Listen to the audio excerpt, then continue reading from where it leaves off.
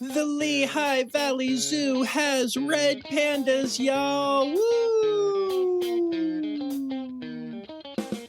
Hello, I'm John Rossi. I'm a touring drummer with a passion for animal conservation.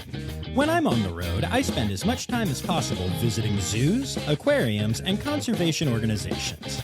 Now, I want to share those places with you. I'll be talking to keepers, vets, conservationists, anyone who can help me in my mission of connecting my people to animals through their people. Join me on my Rossifari. Hello. Welcome back to the Rossifari podcast. All right, y'all. So you knew this one was coming for a little while now, and I am so excited to be bringing it to you. This is the official look at the brand new red panda habitat and the brand new resident red pandas that are now calling the Lehigh Valley Zoo home. I am recording all of this. I did the interviews and stuff earlier, and even the intro and everything, today on Thursday, June 6th, which was the donor preview for the Red Panda exhibit. Tomorrow, on Friday, members get an early morning preview, and then anyone in the public can go and see red pandas at the Lehigh Valley Zoo in Pennsylvania. Now, this zoo is an AZA accredited facility. It is a small zoo that has a lot of really cool, unique animals. And I like to think that it's one of those zoos that is just on the rise.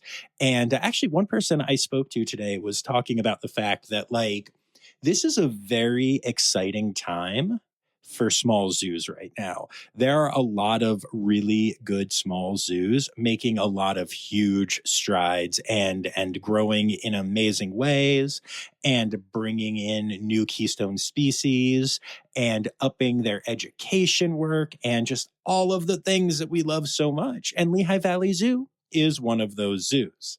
So I'm really excited to be sharing this all with you now, and especially sharing it while it is so fresh. So you are going to hear from Dr. Stephen Marks, who is the veterinarian at Lehigh Valley Zoo, and who is also serving on the steering committee of AZA SAFE Red Panda with me. So we talk about all things panda as they pertain to the zoo, and we also talk about kind of his thoughts and expectations about the SAFE program for red pandas so far, which is just really exciting and something I am incredibly passionate about, obviously. And then after we talk about all of that and go through that whole interview, you're going to hear my thoughts on the event for donors tonight and on the exhibit, and share some extra stuff that I learned about the exhibit. And then turns out that a former guest was at the event tonight as well. And we caught up. And it just so happened that I had a microphone on me. So you're going to get some extra bonus content that I think you're really going to like. It's only a couple minutes long, but it's that good stuff, y'all. So yeah, I'm excited to share all of this with all of you. And honestly, I think we can just get right to it. So without further ado, here is my interview with Dr. Stephen Marks of the Lehigh Valley Zoo, which has a brand new red panda exhibit. Woo!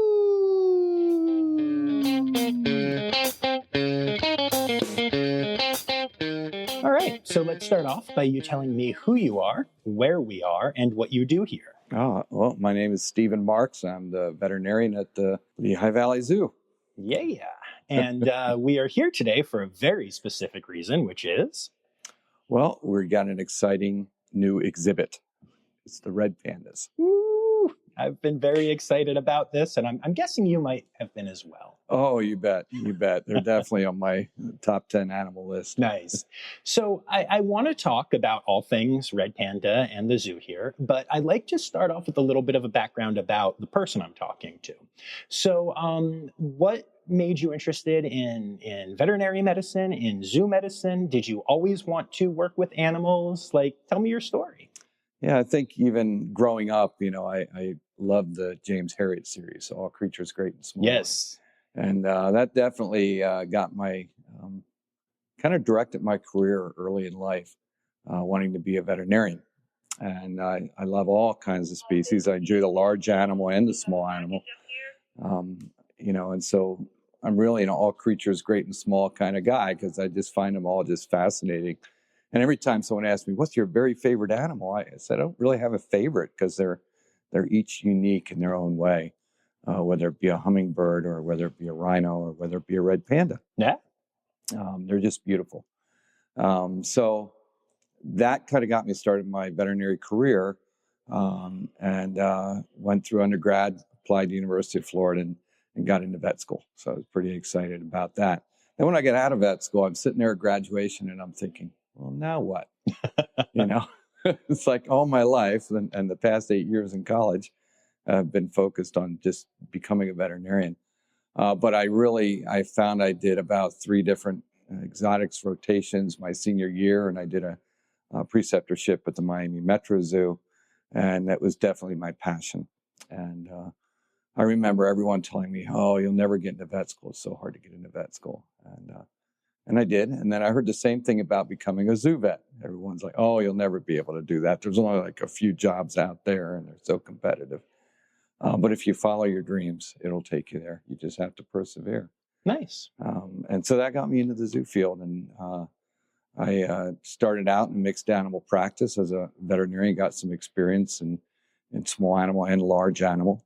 And then an opportunity opened up to become the veterinarian at the Pittsburgh Zoo and Aquarium. Oh, great facility. Did that for 10 years. And just life just took me from one thing to the next. I was a director over at Elmwood Park Zoo for a while. No way. Yeah. And then I have a great relationship with Elmwood Park. Yeah. I love that facility It so is. much. It's a beautiful zoo. Yeah, I'll actually be heading there at the end of this month to talk to their vet, Michelle, about they have a whole new vet hospital and opening. I was just there last week. Nice. How is it? It's unbelievable. Amazing. It's incredible. I'm so excited. Yeah, $40 million will buy you. But, and then I actually came to Lehigh Valley Zoo and became their executive director for a while and took them through their first accreditation with the AZA. Nice. And then I did a number of different things after that. I was I served with a veterinary mission in Thailand, and we did work in Nepal as well. Oh, wow. And so that was pretty exciting work. But eventually I come back around to the zoo that I really love, and that's the Lehigh Valley Zoo. It's just a beautiful place, and it's about the smile on a child's face. And it's a perfect zoo, especially for a family with young children. And it's always been close to my heart. So I'm excited to come back as a veterinarian and get to work with the animals again. Yeah, that's really cool. And I know that a lot of times when I talk to like directors and stuff, they mention that they miss the animal time. So it must be nice to have gone through kind of that period of life and had maybe a little less like hands-on time and now be getting back into, going out into the field and then coming to the zoo where you can be hands-on with the animals. Yeah, it definitely gives you a perspective. And yeah, I believe it. I've had a lifetime of it. So it's very, very I feel cool. very blessed. Nice. Well, we're very glad that you are here. And I'm always, curious, like, how many years did you put in as a, quote, normal vet before getting into the zoo side of things? And was the transition hard for you? That's a great question. I worked 3 years in a mixed animal practice, and then an opportunity opened up at the Pittsburgh Zoo and Aquarium and the National Aviary also. I was a veterinarian as well there. And the transition was, the medicine is the same. Mm-hmm. It's just applying it to different species. So for me, the transition came pretty natural because of my passions and my curiosity about all the variety of species of animals out there. And it's just, the animal kingdom just amazes me. Yeah. And when you get up close to them, it's a whole different experience. It really is. It really, really is. When I started this podcast as a COVID, project, I'm a professional musician and there were no musicians needed because there were no gigs. I didn't know that it would lead to me being so hands-on with so many different species and getting to meet, hundreds of incredible animals. but doing so has really made it my number one passion, like pushing past music, which was always my passion in life. And I keep finding myself looking for more ways to be a part of the animal world now, because they're just amazing. And while I also have my favorites, you know, you're right. Every animal, from the tarantula and Madagascar hissing cockroaches that I've held, to the rhinos and hippos and, giraffe and elephants and megafauna that I've gotten to spend time with, has just like touched my heart. There hasn't been a single moment when I'm with an animal that I'm even like, this is okay. Every one of them, I'm like goosebumpy. Yeah. Yeah. And as a veterinarian, I think you get that much closer. And, the first time you put your hand up against the hand of a gorilla or an orangutan, or you're working on a Kodiak bear under anesthesia, and just his breath is enough to blow your hair back under anesthesia, and their nose is the size of your face, you start to realize how amazing these animals are. And it's just a privilege to be able to work on them. So that's exciting. Very cool. Yeah. Very cool. So, we mentioned that we're here to talk about the red panda situation. So let's dig in a little bit. Were you here, or are you privy to kind of why the decision was made to go with red pandas, other than because they're obviously the best animal? Actually, I wasn't. Okay. I just kind of lucked into the fact that that was the next exhibit after I started working here. So I was pretty fortunate that was already in the works. It was funny because I was walking around the zoo, actually when I was interviewing for the veterinary position with the director, and I said, we were looking at the old prairie dog exhibit. I said, boy, this would be a great place for red pandas or something. He says, that's exactly what's on our plan. And I hadn't seen it. So it was just perfect. That's awesome. That must have felt really good. And so is this going to be like a one-off, species, or is this going to be the start of like building up more of an Asia section, or like what's the thought as far as, now that they're here? That's another great question. Yeah. In the master plan, I don't want to preempt too many things, but I know it's they are planning on a new Asia area. Okay. And so most of the new exhibits that are being built are focused on Asia as we expand into that part of the zoo. And so they're perfect animals for this climate. Yes. And so, most people think of Asia as, palm trees and heat. But the reality is most of Asia is very cold, and they have climates similar to what we have. So they're animals that can do well in this location and in this climate. And so it was a natural expansion, and I think a good one, a good plan. I mean, I'm not complaining. Yeah. And I'm curious. So, a big part of this was doing fundraising to build the exhibit and to get the community involved in that exhibit. And as I mentioned, Rossifari listeners chipped in, and we were able to get the podcast listed on the sign, which is pretty cool for a little animal podcast. But what was the reaction like? I saw a lot of names on there. I was pretty excited to see how many people seemed to care. And do you find, or do you think that the community has, kind of been excited about it and maybe felt a little bit of a sense of ownership of it? Well, I probably have a biased view because I've told most of the people I know about it. But everyone I've told has been extremely excited about it. And it's great. I think that even the people listening to this podcast have been a part of not just this exhibit, but red panda conservation in the bigger picture, which we'll talk about, I'm sure. Yes. But it's, every person plays a role in that. And even just coming to visit the pandas that are here as flagship animals at the zoo is key to preserving them even in the wild. So absolutely, people become aware of what they are and what threatens their habitat. Yes, awareness and honestly, a passion for things really matters, and getting to see those things definitely helps build that passion. As does connecting with the individual animals. So we're gonna take some time now, and I want you to tell me about who these two pandas are, and tell me all the things, because we were chatting before, and you said they have very distinct personalities. Oh, they do. We do name them here because we just The keepers just love these animals. They take excellent care of them. And they're like part of their family. And so they're called Cosmo and Meeko. And they're two brothers, about a year old, came from Birmingham Zoo. They were bred there in captivity. So we're excited to introduce them to our new exhibit here at the Lehigh Valley Zoo. Yeah. And they came from Birmingham, and I was actually there when they were cubs, but did not have the chance to see them, and it made me so sad. So I'm excited to finally get to see these little goobers a couple months after I had hoped to. So I'm sure you know this, but pandas are pretty ridiculous about knowing which pandas are where and tracking the movements. And, it's kind of fun. You get to feel very connected to these animals. Yeah, and they do have individual personalities. Even, I haven't known them very long since they've come to the zoo as they've been going through quarantine, and I've just been observing them and checking on their health. But Cosmo was much more assertive and just kind of confident. He seems to be the big brother of the two, whereas Meeko is much more meek. That lives up to the name then. It does. It really does. And they're easy to tell apart because they've actually got quite a bit different coat colorations. Interesting. Yeah, Cosmo is more of the dark red and cream color, and Meeko is more blondish. It's more it's not as striking.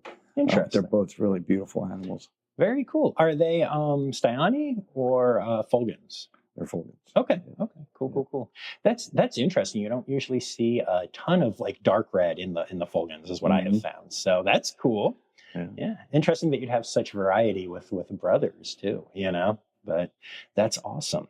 So let's talk about the exhibit a little bit. What can you tell me about it for people that are, I'll post some pictures to the Instagram, but for people that are listening, help them visualize this new exhibit. Well, it's beautiful, really. It's they call it the Panda Peak because it's sort of a mountain cliff that's been built over top of their holding area. So you don't actually see the area where they're kept at night.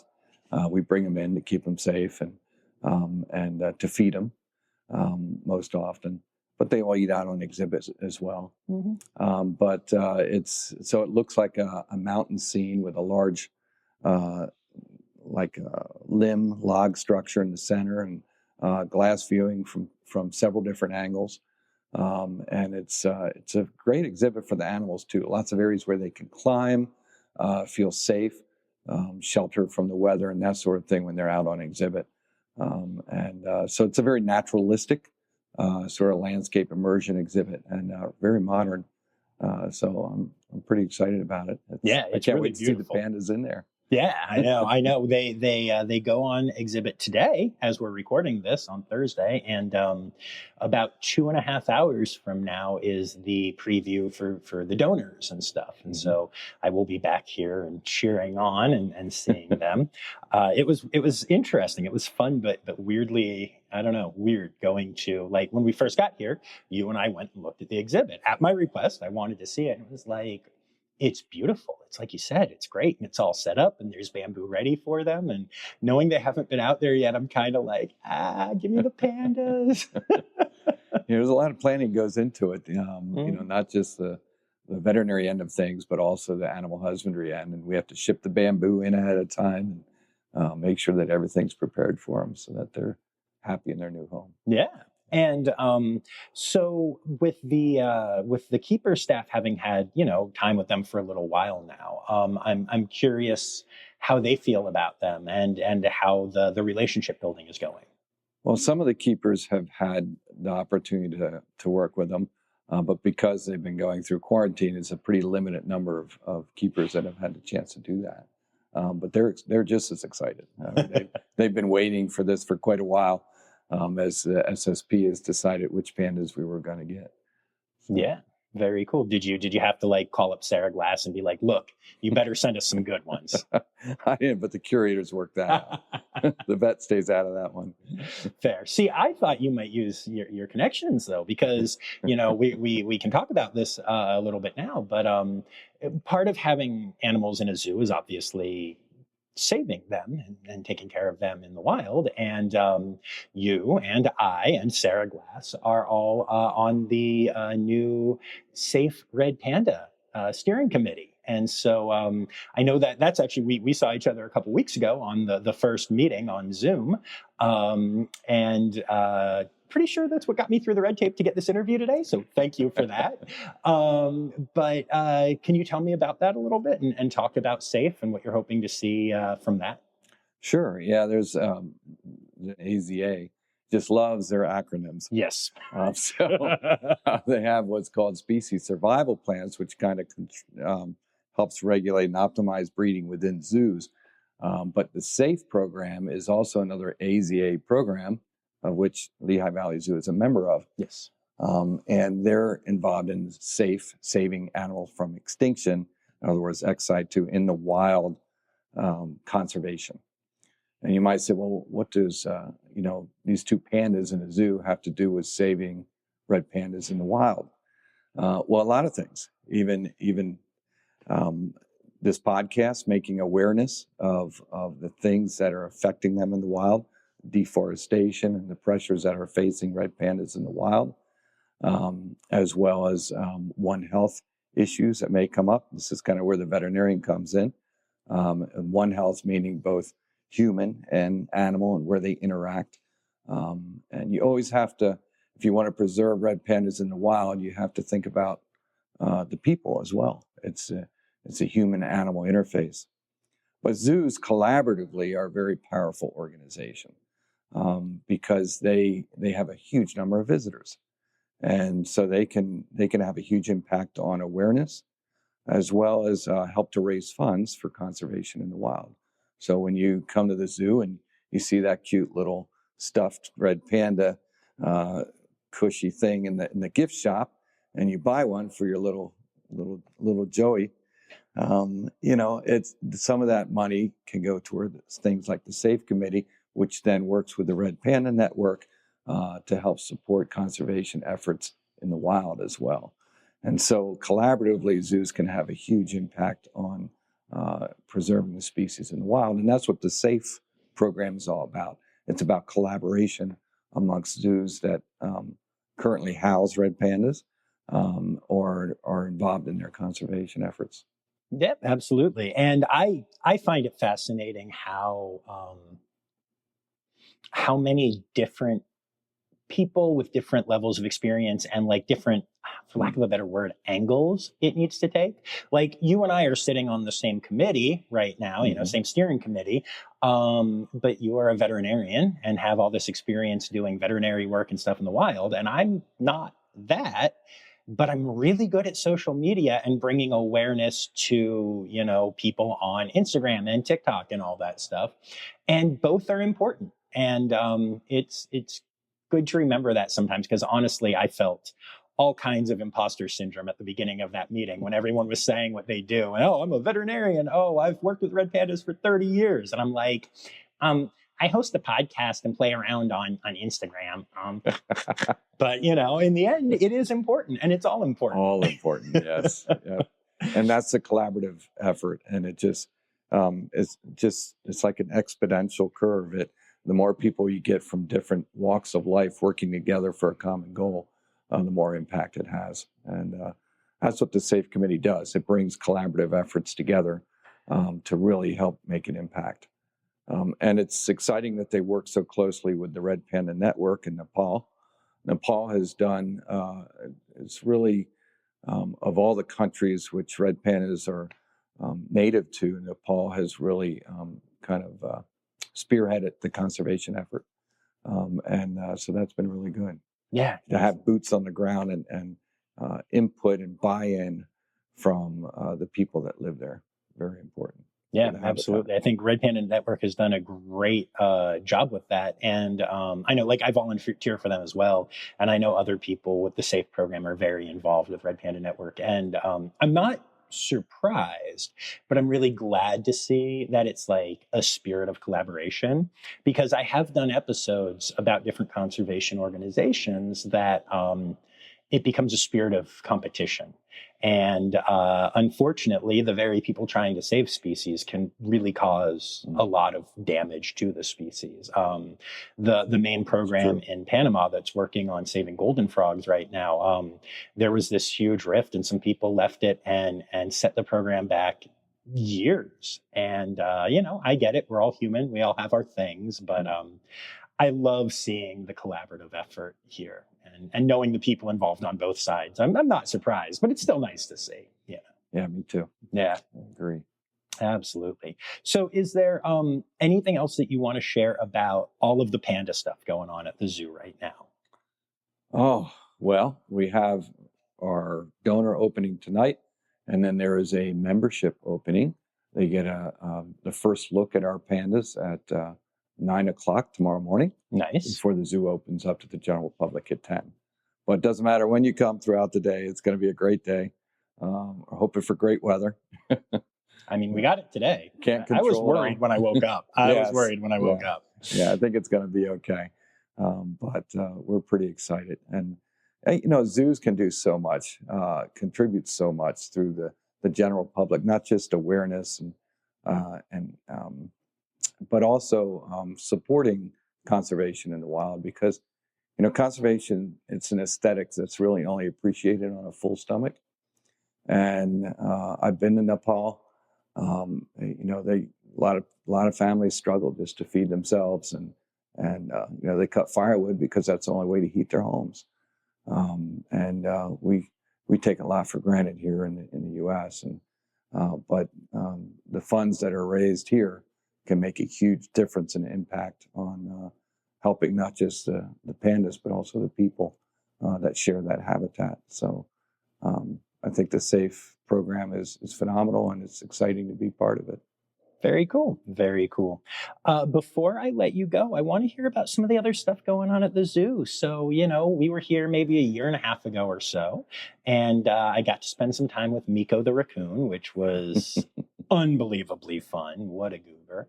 And also with the penguin colony. But maybe pick another animal or two and share some info on what's going on with some of the animals at the zoo. Well, we're pretty excited. Our giraffes are doing well. They're loving this weather as well, and a lot of people are taking advantage of the giraffe feeding opportunity here, which is always, when you get close to an animal, you can appreciate them that much more. Mm-hmm. And that's what the giraffe feed gives you, an opportunity to do that. And I will tell you, when I started having all these cool experiences with animals, one of the things that I genuinely thought was going to happen, I am not a cynical person most of the time, sometimes about humans, but that's about it. But I remember thinking somewhere around the 5th or 6th time that I was feeding a giraffe, this will start to get old at some point, right? Like you're feeding a giraffe, you fed giraffes, you fed.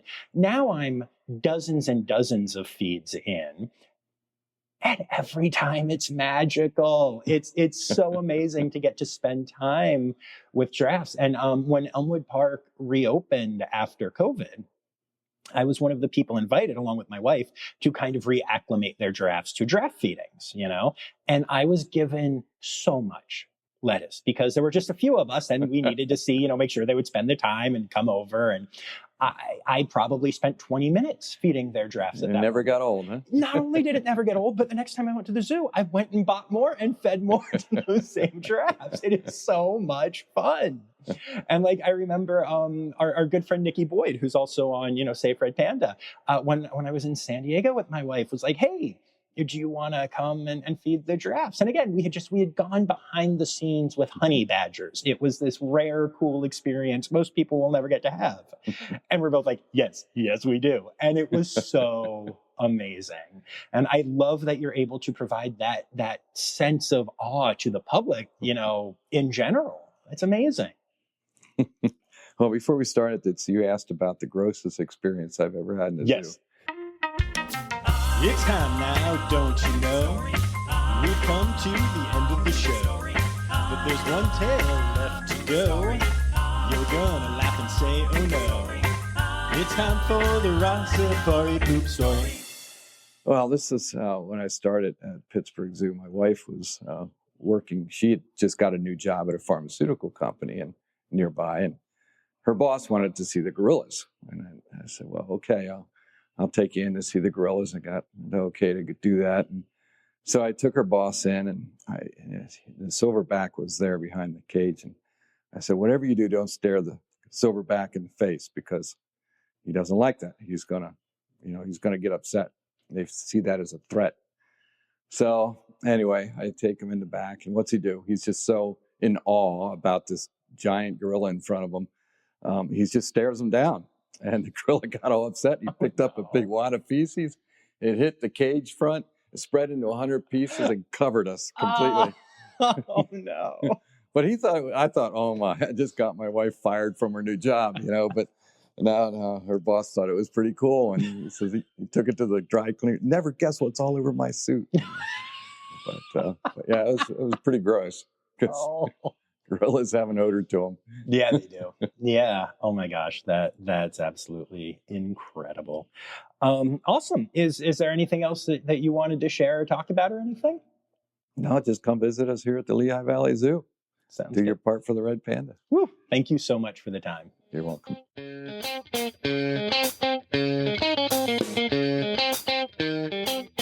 Well, that was obviously a lot of fun. But then after that, I actually had a really cool experience. I love how open zoos are with me sometimes, and this was one of those times. I didn't realize that the zoo was actually closing early today to prep for the big, red panda reveal.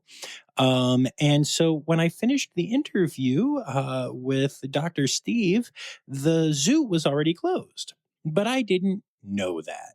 And so I very naively was like, hey, I'm going to take my recording gear out to my car, drop it off, and then just wander around the zoo if that's okay. And he said it was fine. And I actually also had the opportunity to meet the COO of the zoo, who also said it was fine. And so I ended up just getting to wander Lehigh Valley Zoo kind of by myself as they were prepping for this Red Panda event. And yes, a few people did stop me, and a couple others looked like they were going to, and asked who I was and what I was doing. But they were all very friendly, and we're just looking out for the zoo and the fact that there was some weird guy wandering kind of aimlessly and happily. It's kind of the story of my life, wandering aimlessly and happily, and looking for red pandas. And actually, part of the fun of this was that Cosmo and Meeko had not actually had the opportunity to go out on exhibit at this time. The original plan was to get the construction done a couple days before this event, and then to give them some time to acclimate to the outdoor habitat. Unfortunately, last minute construction things happened, and the pandas ended up not having the opportunity to try and go out on exhibit until 3 p.m. today, Thursday, when the event was starting at 5:30.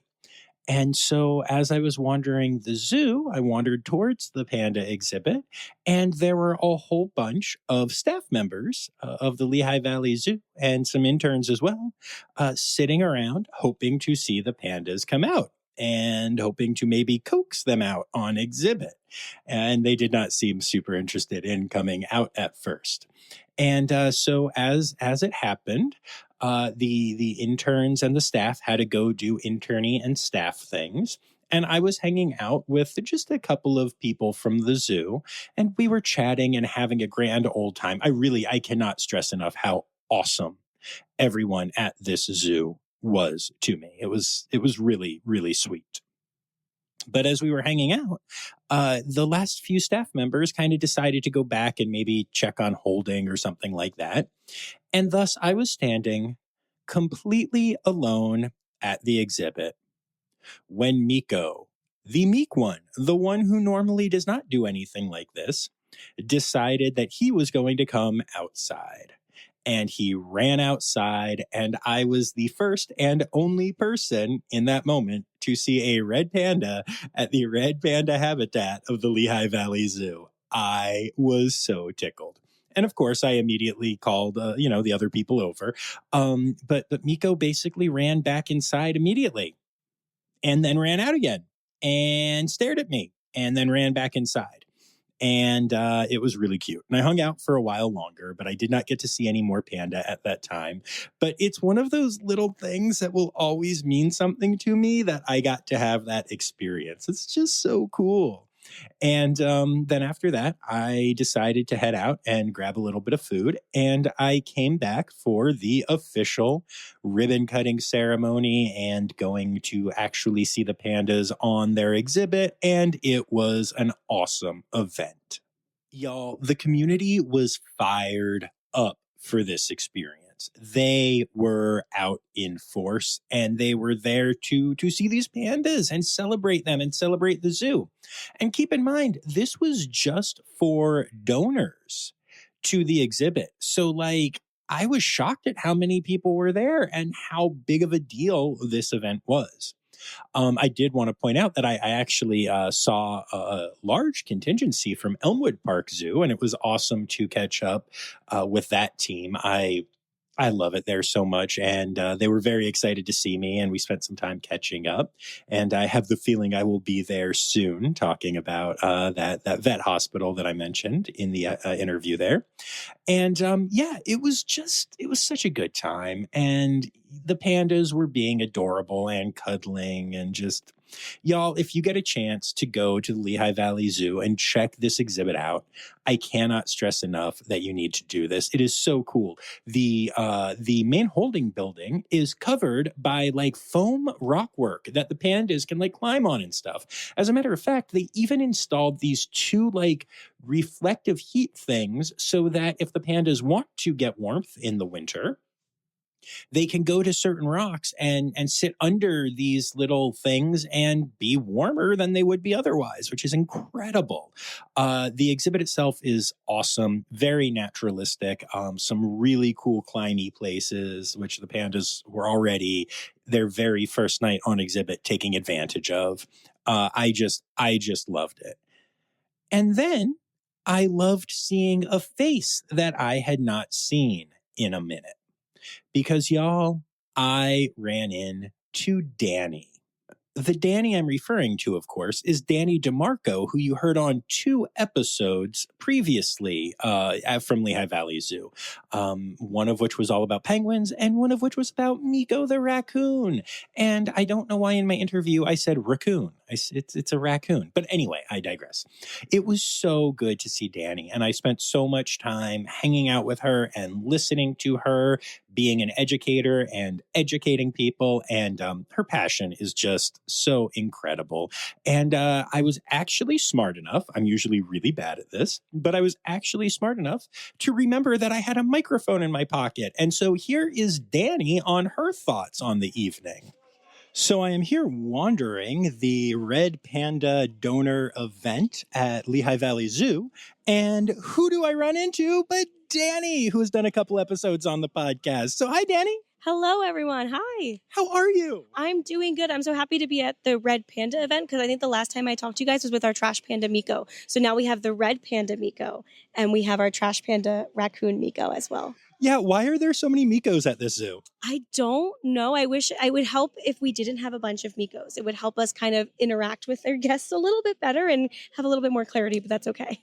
People always confuse red pandas and raccoons anyway. So yeah, I'm just saying this wasn't the best choice, but... It wasn't the best choice. It's actually, they were confused for a really long time. Scientists thought they were part of the same family, but they are actually completely separate. Red pandas are part of a carnivore family. So they're a branch off of carnivores, but they're the only surviving species of their family. So they're not related to pandas. They're not related to, all the other animals. They're all on their own. But then there's the separate Meekos family, which are just all the animals named Meeko. So That is true. We have Meeko the red panda, Meeko the trash panda raccoon, and then we have Meeko the lemur. So we have all the Meekos here at the zoo. 3 Meekos. So how do you feel about the new exhibit and everything opening up and everything? Oh, I'm so excited. It's a great opportunity to see them, 360 view. It's another animal you can see during the winter time here, which is really important for us. They don't have to go inside. They're Himalayan animals. They like the snow, hopefully. They'll have a good time out in the snow, but I'm super excited every time we bring new animals. It's a good time at the zoo. Yeah, I was surprised in the ribbon cutting ceremony. They mentioned that up until last year, there had been like years without a new exhibit. And now it seems like there's been some growth last year, this year, and y'all are poised for more since they're talking about bringing in additional Asian animals. So you excited about that? I am very excited. Everything that happens here, we keep going up and up. So I'm super hopeful for everything they have planned for us. Everything's going to be super great. Himalayan Highlands sounds amazing. I'm excited to see what animals they decide to bring in to finish that off. Absolutely, me too. And I don't know if you know this yet, but Steve, as I call him, or Dr. Marks, as you call him, Yes. is the veterinarian for the veterinary advisor, whatever it is, on the Safe Red Panda program. And I'm working on that same committee doing like social media and stuff. So I'm so excited that this zoo is going to be part of that huge new initiative. Yeah, that's exciting. I didn't realize that you were on that. I knew Dr. Marks was going to be part of that. That's incredible. The SAFE programs are amazing. They're super important to zoos to try to help our animals. So thank you for participating in something like that. That's incredible. How could I say no? Awesome. It's so good to see you. Thank you. Thank you guys so much. Thank you. I love Dani so much. I think sometimes, I go to so many facilities and I meet so many incredible people that sometimes I almost forget how amazing some of the people are. But to tell you how excited I got when I saw Dani today, because I wasn't sure if I would see her this evening or not. It was actually on my way to see the pandas on exhibit for the first time. And I saw her and got so excited that I ran over and talked to her, delaying my initial viewing of the pandas. I know. Y'all are in shock right now, but that's just what an incredibly passionate, wonderful human being can make you do. And I'm just so grateful that I was able to catch up with her and rekindle our friendship. And I need to remember just how awesome Dani is, because we need to have her as a continual repeated member of the Rossifari family. I mean, just an awesome human. I wish y'all could have seen her interacting with the kids and adults that had questions about the different animals at the zoo this evening. It was so cool. What an awesome human. And so that basically wraps it up. But before I go, I do have my standard ND things that I need to do. So I want to remind you all to make sure that you follow along on the socials at Rossifari, on TikTok at Rossifari Pod.